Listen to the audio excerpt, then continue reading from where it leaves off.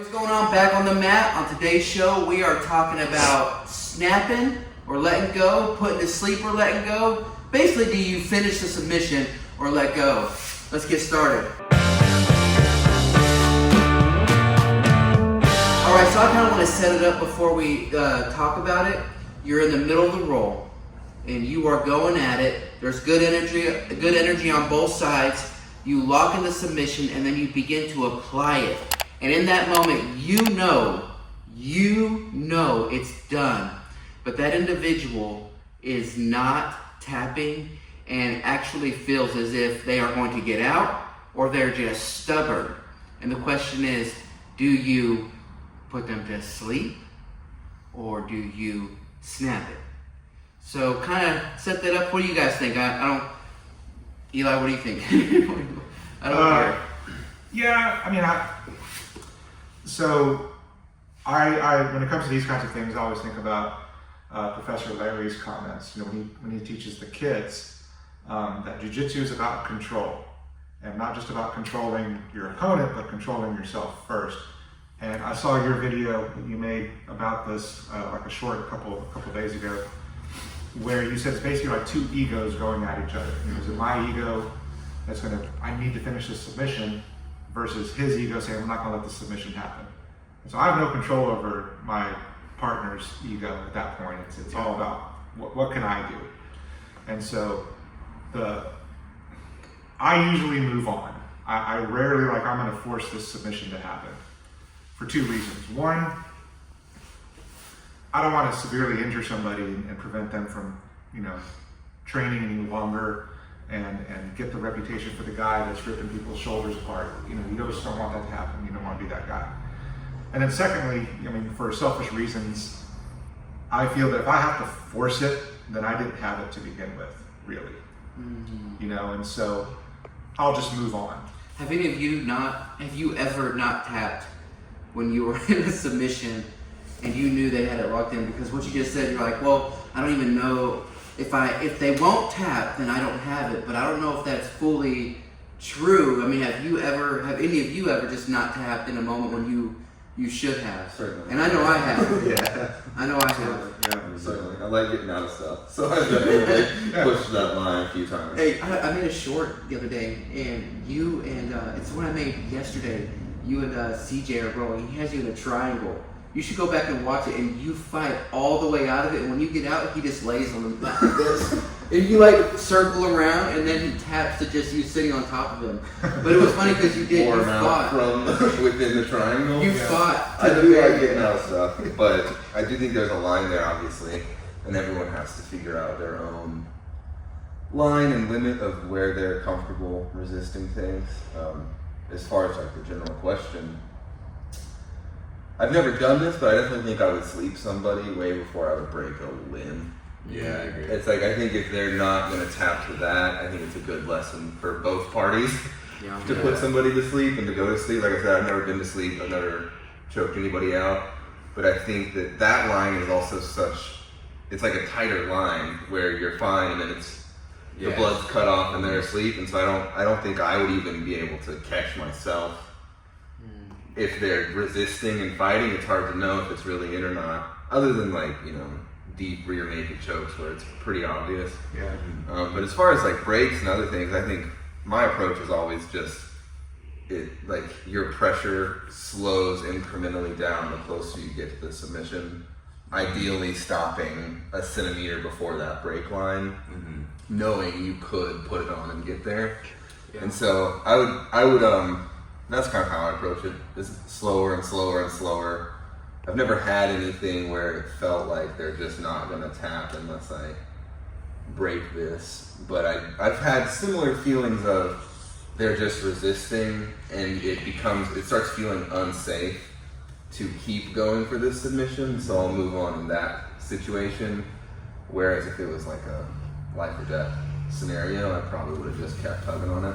So you think that speaks more to the experience of the person rolling, whether it's you or that other person, right? You can tell, okay, this is getting unsafe. Yeah, it's if I'm rolling with a white belt or just a newer person in general, then I think I'm way more likely to move on from that. And if I'm rolling with you, I trust you to know your body and limits and not to be fighting me for no reason. Yeah. And so it's like, I think that in those situations with belts in your kind of range or upper belts, you can trust their experience to tap and move on. But the same principle applies, is you're not trying to hurt anybody. So Peter said one day there was a, I don't know if y'all know John Seth. He was here training for a while. He ended up leaving, but he got this guy in this Americana Kimura mixture looking thing, and his shoulder, his arm was bent all the way where it was at that point of breaking, and John let go. And Peter told me, said, well, with people like that, he goes, choke them. And I think it was because people will tap to a choke quicker than they will to a ligament or something breaking, you know. So, and also when I was a blue belt, Professor David taught a toe hold, and I was rolling with a guy named Garrett, and he put me in a toe hold, and I didn't tap, and he had it locked in, super tight, and I just said, you know what he said to me? He said, oh, I'm just gonna let you go instead of breaking your ankle. And in that moment, my pride was like, oh yeah, I mean, I was okay, but those are those things that break before you even feel it. I mean, there's been a couple times when I've had my knee pop like severely, and I didn't feel anything until it happened. So, I'm even now I'm thinking about the other day I was going with you, Eli, and my knee was compromised, but you could have kept going, but you let go and you moved on, and it gave me an advantage in that moment. And I know it's a little bit different than our talk, but it kind of goes hand in hand, like understanding how the submission works or understanding how the body moves. So even whenever you do get a submission, and I've gotten to where I put a submission on and I'll go real slow to the finish. Like you're letting the person know it is done. We're gonna go real slow. And I think you kind of brought that up, like putting it on to where it's like that last second until they know it's on.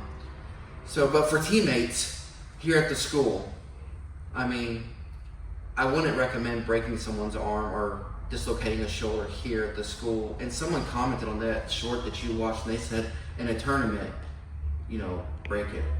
But at your school, you know, let it go and move on. Yeah, you gotta know the situation, right? I mean, I don't think anybody's trying to win practice. You know, here, and if you are, then, I mean, we're all just, you know, this is our drilling time, you know, and I think it's kind of speaks back to what we had talked about a couple of videos ago, you know, about the etiquette of the mat. You know, it's something that we always typically do. Like if we haven't rolled with each other in a while, the first thing we'll ask, like, is there anything I need to know about? Right? Like, hey, how's this? How's that? You know, or you let the other person know, that way they don't like, well, yeah, you know, I've had a janky elbow. It's like, okay, well, I'm going to attack that elbow all damn day. Because some people will do that, you know, but at the same time, we're all trying to take care of each other, but it's not like tournament pace, competition pace. You know, if you're trying to win that medal, then. And that worries me too, even like, when that guy said that, I was thinking, man, that's one of the reasons I don't want to compete, because that mindset of, even if they get it locked in, and they know it's locked in, are they going to hurt me and not give me an opportunity to say I'm done? Yeah, I mean, that's where you got to make that educated decision whether you're going to enter a tournament or not. You know, just knowing that mentality is going to be out there. I mean, that's some people. Yeah, man, they'll eat that all day. So, and more power to them. You know, I know, Carlos, you've competed just recently. You've probably got one lined up pretty soon, right? Yeah. And so I know that's probably going through your head. Well, what am I going to? Yeah, I think it's just, for me, it goes back to what Alex said about knowing my body. And so I know that when somebody gets me in something and I can feel it's going to come on, I just tap early. You know what I mean? I don't even take the risk of trying to. I want to compete again, essentially. So I'm not going to go in and get broken and not be able to compete. I'll just tap early. Like, I think that's the wisest decision. Live to fight another day, right? Yeah, for sure. Well, so I guess the conclusion would be, friends at your school, it's probably best to just move on instead of hurting somebody. And like Eli said, you don't want to be known as the guy that's ripping shoulders off and injuring people. But I do agree with there being a mat enforcer if people come in and they're hurting people within your school. I do agree with putting someone in their place. I'm not saying you hurt them, but I think you should let people know, like, hey, you don't go to a free class or start attending a school and start hurting people. I do think that needs to be established, especially if someone is trying to just destroy everyone and injure your friends.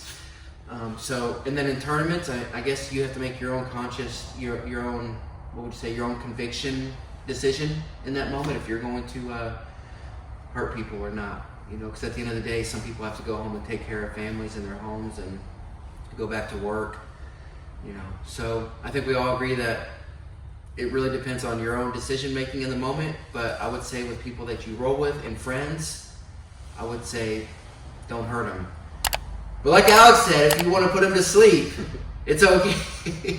That's a safe way of ending the match. Because when they wake up, you'd be like, dude, you did so good, you got me. And they would be like, oh yeah, okay. So, all right, until next time.